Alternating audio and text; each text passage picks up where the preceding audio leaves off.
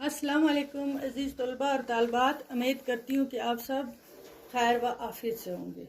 प्यारे बच्चों, हमने माहौलियाती तवाज़ुन जो जमात 7वीं है, इसका जो हमने ये सबक पढ़ा तो उसका हमने पार्ट फर्स्ट और सेकंड पढ़ा था कि माहौल किसे कहते हैं।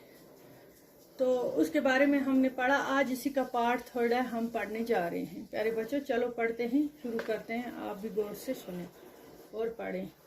कुदरत ने माहौल के मुख्तलिफ अनासर मसलन हवा, पानी, जंगलात और जानदारों में एक ख़ास तरह का जो तवाज़ुन कायम किया है, वह इंसान की बढ़ती हुई आबादी और मशीन दौर की आमद से बिगड़ के रह गया है।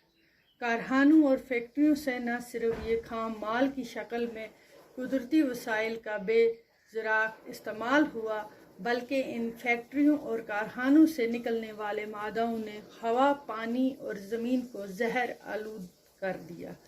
जो फैक्ट्रियों से धुआं निकलता है बच्चों, वो हवा की शक्ल में जब हवा में जाता है तो वो पानी के साथ जब मिलता है तो बारिश की सूरत में वो तेज़ाब की शक्ल पर ज़मीन पर गिरता है।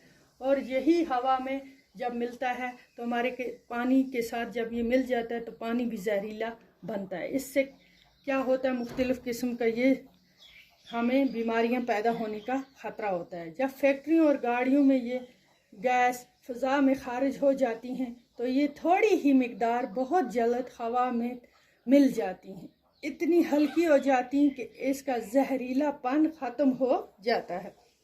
लेकिन अब सूरत हाल मुख्तलिफ है।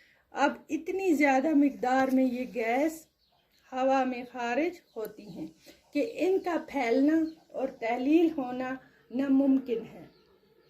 नतीजा ये है कि ये जहरीली गैस ख़तरनाक हद तक हवा में जमा हो जाती है।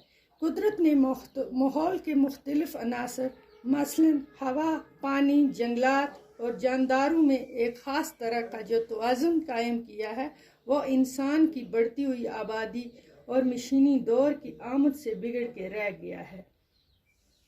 कारखानों और फैक्ट्रियों से न सिर्फ ये खाम माल की शक्ल में कुदरती वसाइल का बेज़रा इस्तेमाल हुआ, बल्कि इन फैक्ट्रियों और कारखानों से निकलने वाले मादाओं ने हवा, पानी और ज़मीन को ज़हर आलूद कर दिया।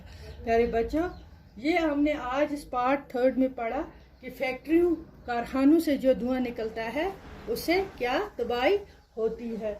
वो बिगड़ कर जो हमारा ये मशीनी दौर है, जो इंसान की बढ़ती आबादी और मशीनी दौर ने ये कारखानों से, फैक्ट्रियों से ये धुआं खाम माल की शक्ल में कुदरती वसाइल का बेज़रा इस्तेमाल हुआ, बल्कि इन फैक्ट्रियों और कारखानों से निकलने वाले मादाओं ने हवा और पानी को क्या कर दिया, जहर आलूदा कर दिया।